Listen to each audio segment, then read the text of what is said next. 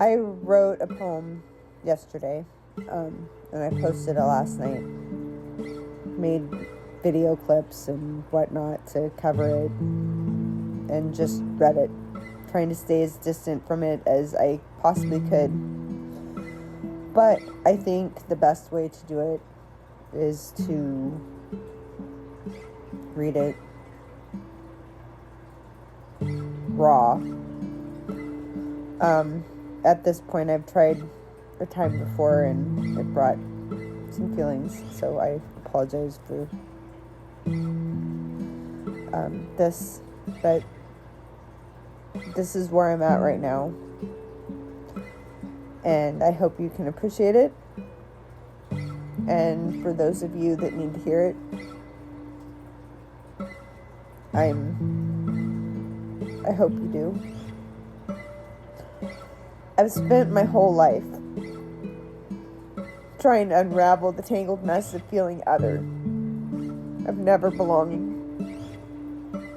From as far back as I can remember, I felt like an outsider looking in, watching the world spin on an axis that I could never quite grasp.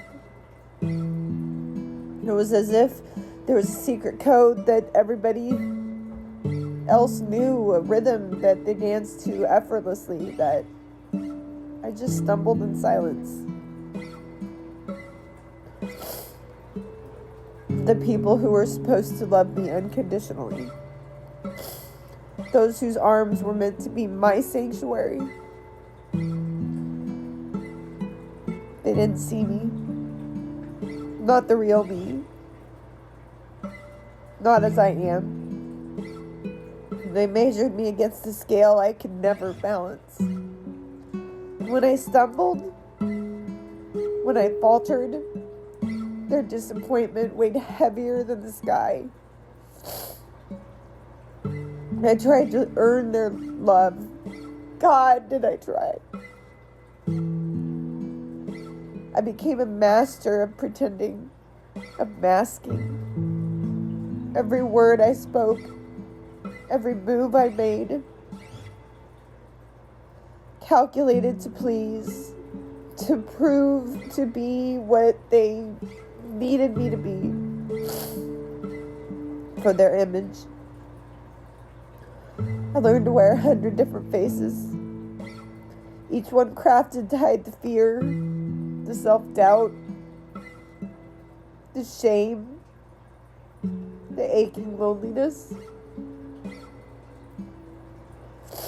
When I finally was diagnosed with autism, the puzzle pieces began to fall in place. Why the world felt so loud, so overwhelming on a daily basis, so other. It was a strange relief, like opening a window to let the light in after living in shadow. But it also brought a tsunami of grief. Grief for the years that I spent believing I was broken. For the times I begged the mirror to show me someone worthy of love. For the moments that I was a stranger even to myself, so consumed by trying to be what others wanted that I lost sight of who I was. But I do know who I am now. I'm not broken. I'm not less. I'm a good person. I'm loving and I'm compassionate. I'm smart and driven and resilient beyond measure. I've fought for every inch of growth. I've published 2 books, I've started a business by myself. I'm going back to school, chasing after a master's degree because I refuse to stop bettering myself. Yet in their eyes, it's still not enough. It doesn't matter. I am still the failure I've always been. They talked badly about me to my own children. My own children.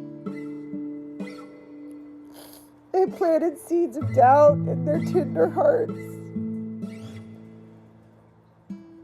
And I've carried the guilt of their words, apologizing to my children for the scars that they didn't deserve. Yet I never told my parents that I knew how little they thought of me, that the kids told me what they said to them. I've struggled to draw the lines, to set boundaries, because a part of me still aches for their approval. But here's the truth. I don't need it anymore. I am enough. I have always been enough. There's nothing wrong with thinking differently, feeling deeply, seeing the world through a lens that others don't understand. We are not mistakes. We are not screw-ups. Do you hear me? We are perfectly, beautifully, gloriously who we are meant to be. And to anyone who feels like I did, like you were never measuring up, like you're a stranger in your own life, know this: you're not alone. You don't have to apologize for being yourself. You don't have to shrink to fit into their boxes. You are allowed to take up space, to be messy and raw and real. I'm done apologizing for being myself, for existing.